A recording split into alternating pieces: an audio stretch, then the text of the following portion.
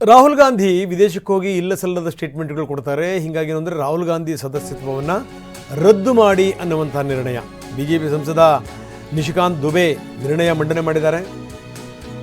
ಭಾರತ ವಿರೋಧಿ ಶಕ್ತಿಗಳ ಜೊತೆ ಸೇರಿ ಇವರು ಷಡ್ಯಂತ್ರ ಮಾಡ್ತಾರೆ. ಹೀಗಾಗಿ ದಯವಿಟ್ಟು ಇವರ ಸದಸ್ಯತ್ವವನ್ನು ರದ್ದುಗೊಳಿಸಿ ಅಂತ ದುಬೆ ನಿರ್ಣಯ ಮಂಡಿಸಿದ್ದಾರೆ.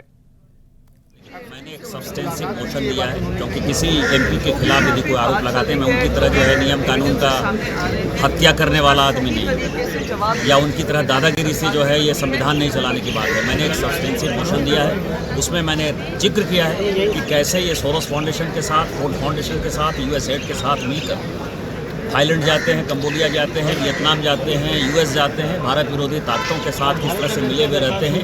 इनकी सदस्यता भी रद्द हो और इनको जिंदगी भर के लिए. ಪ್ರಧಾನಿಗೆ ಬೆದರಿಕೆ ಹಾಕದಂಥ ಪ್ರಕರಣ. ಪ್ರಧಾನಿಗೆ ಏನಾದರೂ ಬೆದರಿಕೆ ಹಾಕ್ಲಿಕ್ಕೆ ಸಾಧ್ಯನಾ? ಸ್ಪೀಕರ್ ಸುಳ್ಳು ಹೇಳ್ತಾ ಇದ್ದಾರೆ ಅಂದಿದ್ದರು ಪ್ರಿಯಾಂಕ್. ಸುಳ್ಳು ಹೇಳ್ತಾ ಇದ್ದಾರೆ ಸ್ಪೀಕರ್. ಪ್ರಿಯಾಂಕಾ ಗಾಂಧಿ ವಾದ್ರಾ ಹೇಳಿದರು, ಎಲ್ಲಾದರೂ ಪ್ರಧಾನಿಯವರಿಗೆ ಹೋಗಿ ನಾವೇನಾದರೂ ಅವ್ರಿಗೆ ಅವಮಾನ ಮಾಡಲಿಕ್ಕೆ ಸಾಧ್ಯನಾ? ಇದು ಸುಳ್ಳಿದು. ಈಗ ನೋಡಿ, ಅದಕ್ಕೆ ಕಿರಣ್ ರಿಜಿಜು ವಿಡಿಯೋ ಬಿಡುಗಡೆ ಮಾಡಿದ್ದಾರೆ. ಸ್ಪೀಕರ್ ಕಚೇರಿನಲ್ಲಿ ಯಾವ ರೀತಿ ಬೆದರಿಕೆ ಹಾಕಿದರು, ವಿಪಕ್ಷ ಮಹಿಳಾ ಸಂಸದರು ಏನೇನು ಮಾತಾಡಿದ್ರು, ಬರಲಿ ಸಂಸತ್ತಿಗೆ ಏನೇನು ಮಾಡ್ತೀವಿ ನೋಡಿ ಅಂತ ಹೇಳಿದ್ದು. ಸ್ಪೀಕರ್ ಕಚೇರಿನಲ್ಲಿ ನಡೆದಂಥ ವಾಗ್ವಾದ, ಸ್ಪೀಕರ್ ಓಂ ಬಿರ್ಲಾ ಕಚೇರಿಗೆ ನುಗ್ಗಿದಂಥ ಸಂಸದರು ಮಾತಾಡಿದ್ದೇನು, ಅದರ ಬಗ್ಗೆ ವಿಡಿಯೋ ಬಿಡುಗಡೆ ಮಾಡಿದ್ದಾರೆ.